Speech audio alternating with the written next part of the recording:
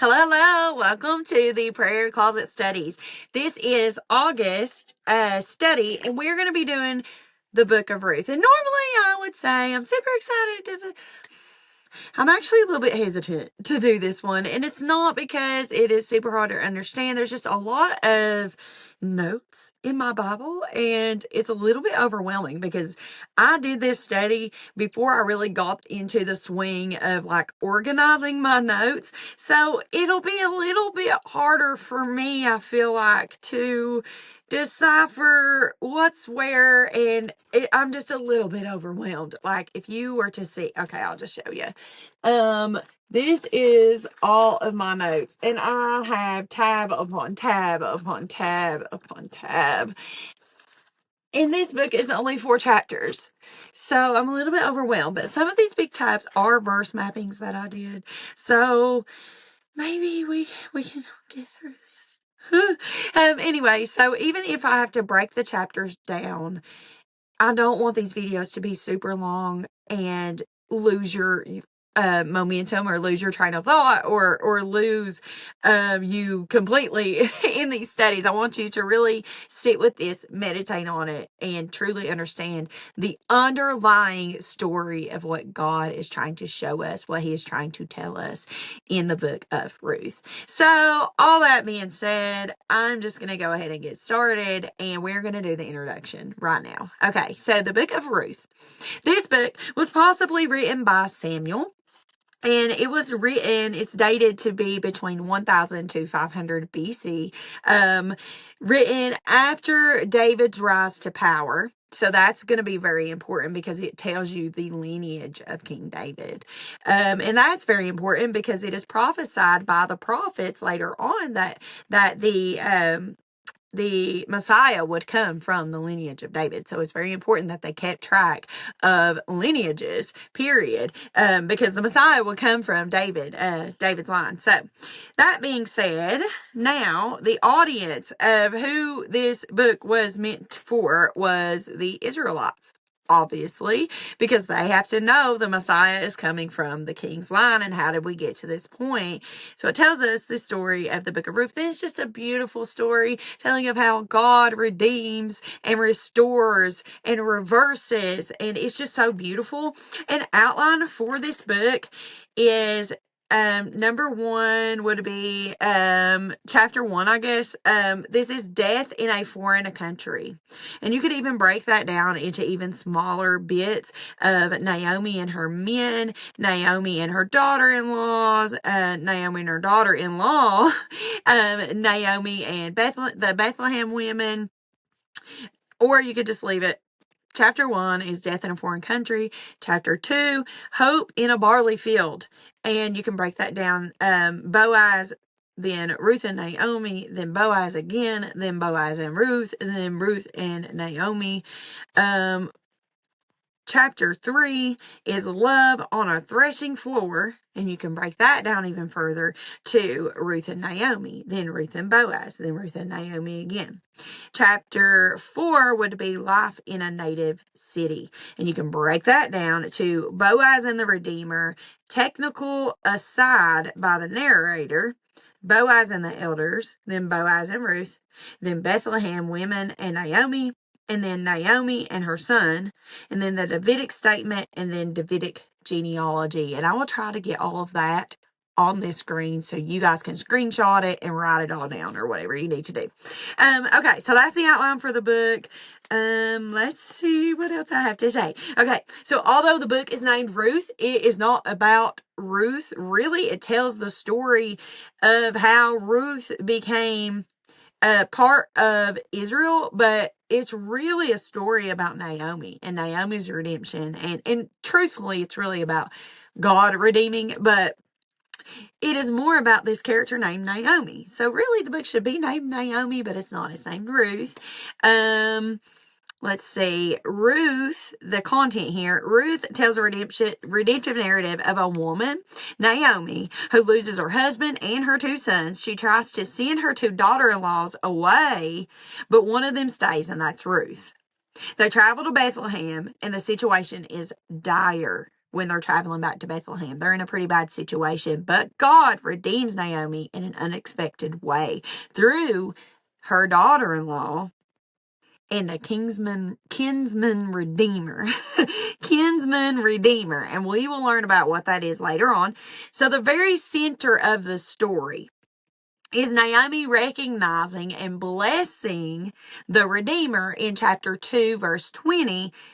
And this is written to clearly point to the Messiah. So Boaz is a Christ type, and she is recognizing and blessing Boaz as the kinsman redeemer for her family, but it's meant to point us to our ultimate redeemer in Christ. So after that verse in chapter 2:20 here, 2 verse 20, from that point on, redemption is mentioned 21 times, and it is not mentioned any time before that one verse. I thought that was pretty cool. So it's like beating us in the head with Redeemer, Redeemer, Redeemer. There is a Redeemer coming for all of us, an ultimate Redeemer. Okay. So, the key verse here is Ruth 4:14 through 15, and it says, Then the women said to Naomi, Blessed be the Lord, who has not left you this day without a redeemer, and may his name be renowned in Israel. He shall be to you a restorer of life. Wow. I love that because Jesus is our restorer of life. We are dead in our sin. We're dead in our transgressions. The wages of sin is death. So we are all born into this death. And Jesus is our ultimate restorer and redeemer of life. So he brings us back to life spiritually. So this was all meant to point us toward him. So next here, Ruth ends with Obed was the father of Jesse and Jesse the father of David, pointing to David and the lineage of Christ our Savior. Also, everything happens in Bethlehem. Jesus was born in Bethlehem. Bethlehem's the city of David. Like, it all points to the Lord. So because Boaz was faithful to Deuteronomy 24:19, allowing the foreigners, I believe it's allowing the foreigners to come in and glean, we have the bloodline of Christ now because Ruth is the mother of Obed, which is the father of Jesse, which is the father of David. And then David is the lineage of David is where Jesus comes from. Let me check that just to make sure. Deuteronomy 24:19. I always want to check myself, and I didn't actually look at that before I turned this video on. Shame on me, but it's okay. We'll get it. 24:19. Yes, when you reap your harvest in your field and forget a sheaf in the field, you shall not go back and get it. It shall be for the sojourner, the fatherless, and the widow, that the Lord your God may bless you in all the work of your hands. So, because Boaz was obedient to that verse in Deuteronomy, now he had found the wife, Ruth, and they had Obed, then Jesse, then David. Now we have a lineage of the bloodline of Christ. So that is so awesome. Okay. Ruth is literally, it's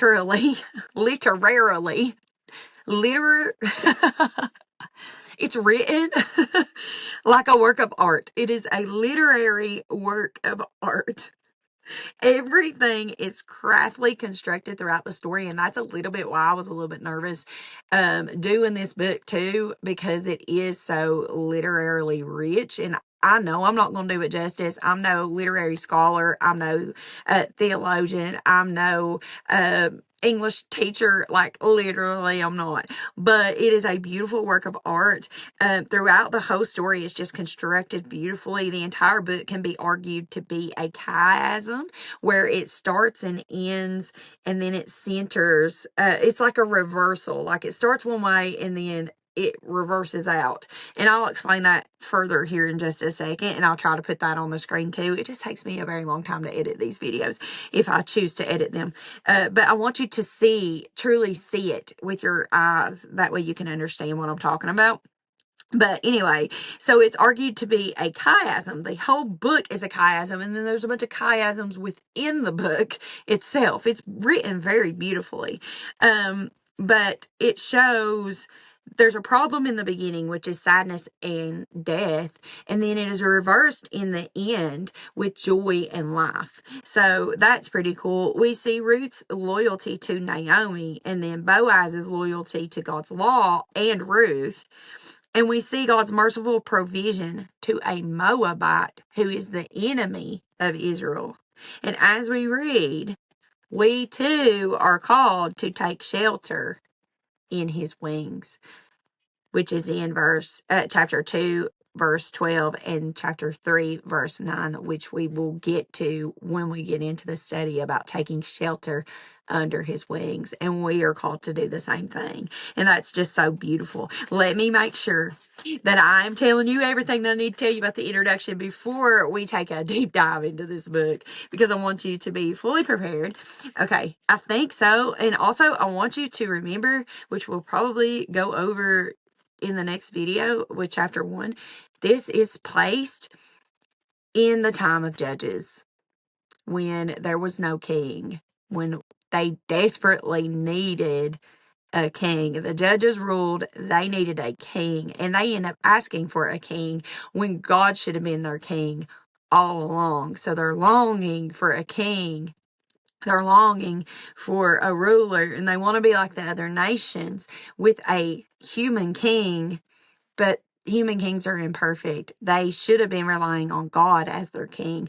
But in the days that the judges ruled, it was a very dark time. It was a very dark time for Israel.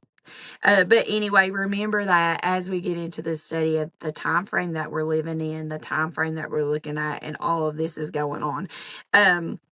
So I think that might be good for the introduction. I'm sorry it was so long, but I had so much that I wanted to say and go over just to prepare you for the study. It's not going, I don't want you to dread it. I don't want you to think it's too high up for you, because it's really not. It's just my notes are a little bit messy, and I just got to get my thoughts together before I try to teach this. But it is beautiful, and it is a beautiful story of how God redeems and restores and is our ultimate redeemer, and it all points to our need for him. And I'm so excited. Now I'm excited.